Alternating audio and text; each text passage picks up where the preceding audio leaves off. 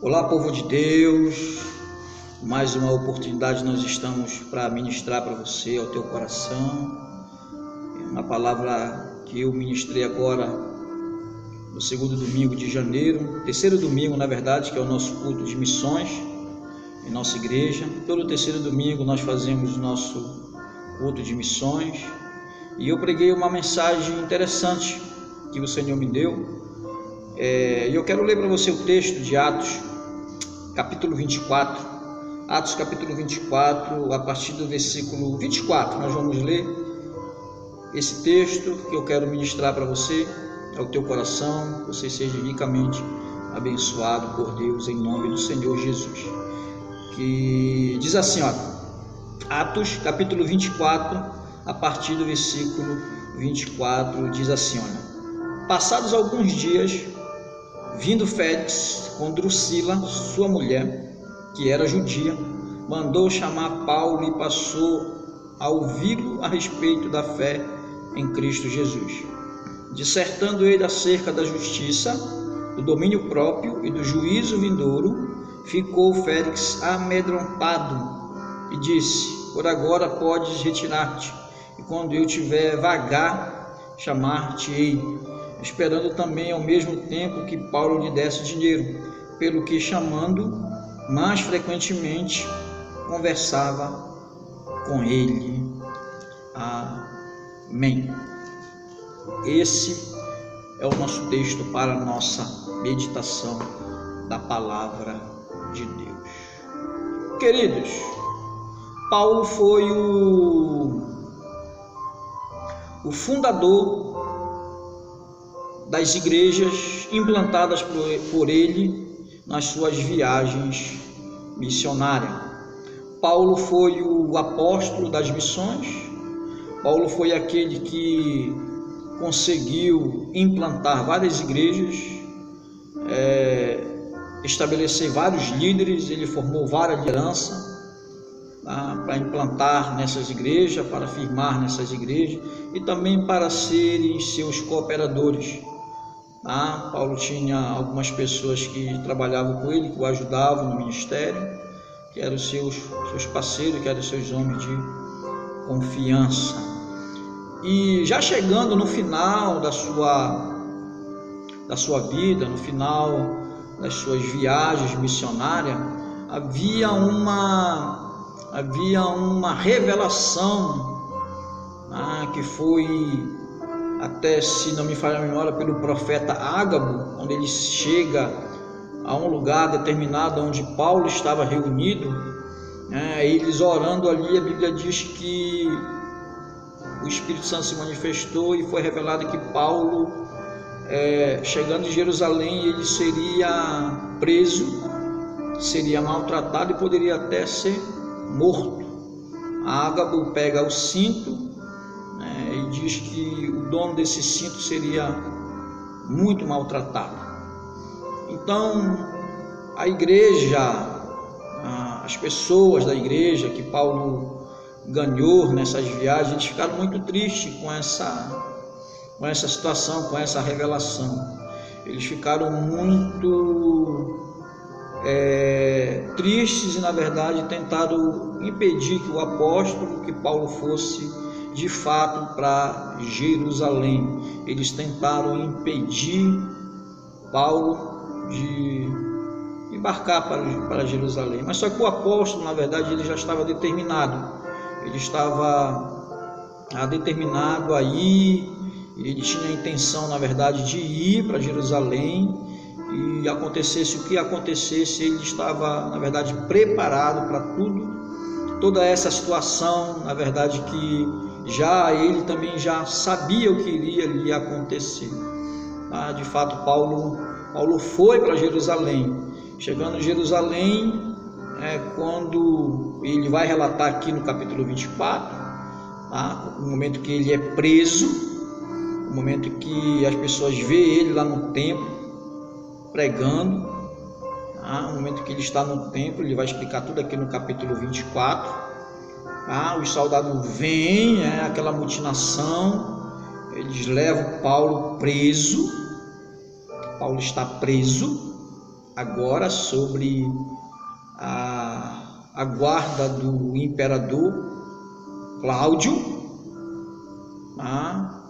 e ele fica lá. E aí existe esse rei que aparece aí, esse Félix, que na verdade Félix era um escravo, e ele tinha um irmão chamado Palas, que também era escravo. Eles eram escravos, a história diz que Antônio Félix e seu irmão Palas eram escravos na casa de Agripina, mãe de Cláudio, o imperador mencionado em Atos 18:2. Este Félix, Cláudio envia este Félix para governar uma província. E o historiador Tácito escreveu que o escravo dominava como rei com toda sorte de crueldade e lascívia, e com temperamento de um escravo. O cara era perverso, o cara era mau, o rei, o escravo que se torna rei, ele age com crueldade, age com perversidade, ele age com maltratos com o povo, na direção dessa província que Cláudio colocou ele para governar, para tomar de conta.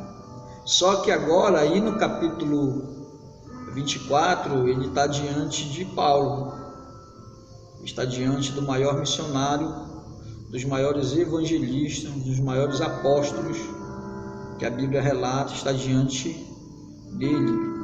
E Félix, na verdade, vai ter a oportunidade de aceitar a Jesus como Salvador, E Jesus vai falar algo interessante, queridos, em Mateus capítulo 10, a partir do versículo 18, 19, Jesus vai falar algo interessante que me chama a atenção. Ele diz assim: olha, tenham cuidado, pois vocês serão entregues aos tribunais e chicoteados nas sinagogas. Por minha causa serão julgados diante de governadores e reis, mas será a oportunidade de falar a meu respeito a eles e aos gentios. Quando forem presos, não se preocupe com o modo como responderão, nem com o que dirão. Naquele momento as palavras certas lhes serão concedidas, pois não serão vocês que falarão, mas o Espírito de seu Pai falará por meio de vocês. Então Paulo ele está diante do rei, e o rei está diante de Paulo com a oportunidade de conhecer a Cristo, com a oportunidade de se converter, na verdade, de se converter. Paulo prega, tem algo interessante que diz aqui, diz assim, olha, dissertando ele acerca da justiça, do domínio próprio e do juízo vindouro, ficou Félix amedrontado, ficou com medo. Ou seja, Paulo pregou para Félix um evangelho completo. E a Bíblia também diz aqui que Félix ele tinha o conhecimento da seita que eles chamam de caminho. Eles chamavam os seguidores, os que se convertiam ao cristianismo, eles chamavam de seita, seguidores do caminho. Seguidores do caminho era uma seita na época que eles chamavam, as pessoas chamavam. Então Félix, a Bíblia diz que ele tinha conhecimento dessa seita, dessas pessoas. Ele já tinha ouvido falar. Apesar de ele ser um escravo, mas ele é um escravo que tem um alto conhecimento. Ele tem assim um avantajado de conhecimento. Ele procurou saber, ele procurou se informar de todas essas situações, de todas essas coisas com relação ao caminho. É por isso que todas as vezes ele chama Paulo para uma oportunidade. Todas as vezes que ele não tinha nenhuma responsabilidade, nenhum compromisso, ele vinha conversar com Paulo, ele vinha ouvir Paulo. Todas as vezes que tinha uma oportunidade, toda vez que ele não tinha nada para fazer, nenhuma responsabilidade, ele chamava Paulo, ele procurava ouvir Paulo a respeito do caminho, a respeito de Jesus, a respeito da obra. E Paulo prega para ele um evangelho completo. Prega sobre a justiça, prega sobre o domínio próprio e prega sobre o juízo vindouro. Ele ouve a palavra de Paulo, né, e não se converte. Tem a oportunidade e não se converte. O que adianta o homem ganhar o mundo inteiro e perder a sua alma? O que adianta o homem, né, conquistar várias coisas, mas perder a sua alma? Tá? Paulo prega uma mensagem completa de salvação feita sob medida para a condição de seu ouvinte.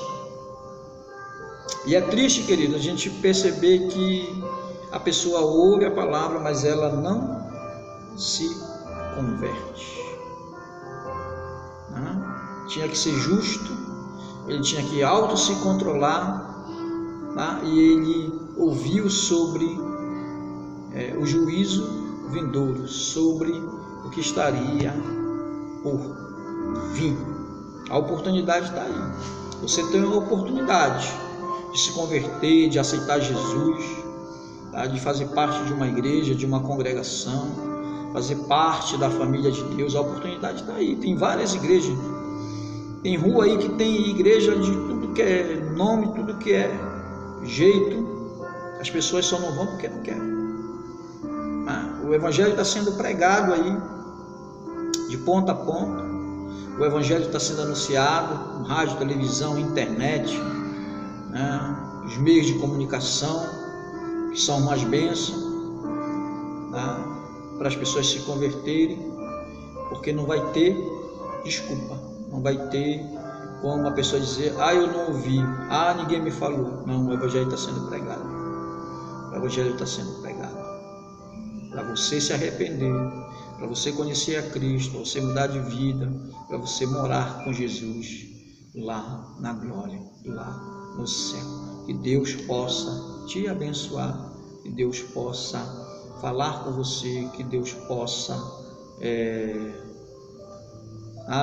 mudar o teu pensamento, mudar a tua visão de igreja, mudar a tua visão de cristão, que você seja abençoado poderosamente. É o que eu desejo do meu coração, né? Que você conheça a verdade, que você se liberte, que você seja abençoado em nome de Jesus. Amém? Só quem pode impedir o milagre na minha vida sou eu.